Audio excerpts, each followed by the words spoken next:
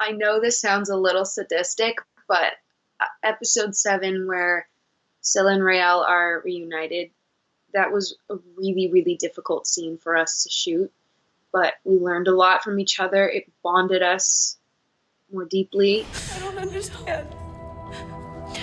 This is all you need to know.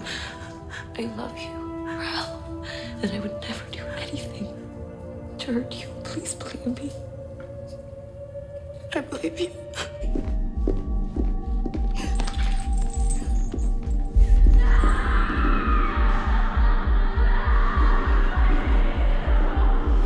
It was really interesting to sort of create a scenario where you truly feel like you want something and just be able to sort of hold each other afterwards and know that that was an emotion or a situation that we shared and we got through it.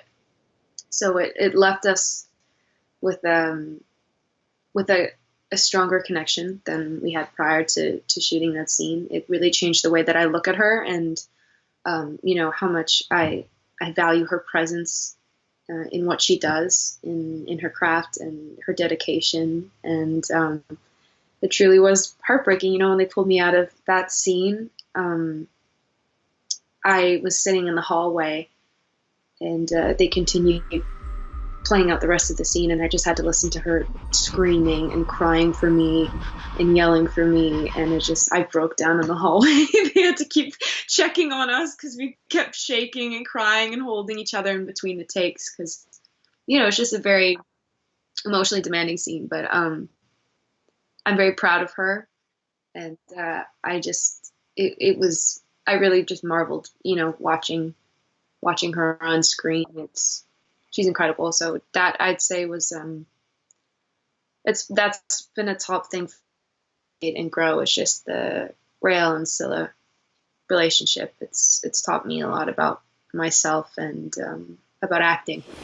Yeah, something we always speak to is and we're always working on is trying not to take home your emotional trauma with you, because when you're feeling these things, your body can't differentiate between actual trauma going on in your life and pretending. So there's a very fine line between not taking home that stress and that heaviness and pressure, because it can wreak havoc in your personal life. And I don't think that's something that people talk about often enough, but it's something that actors face as a challenge very often. People who are very dedicated to their work, it's quite easy to take home the stress because your body can't understand that the situation wasn't real because it felt real at the time to your body.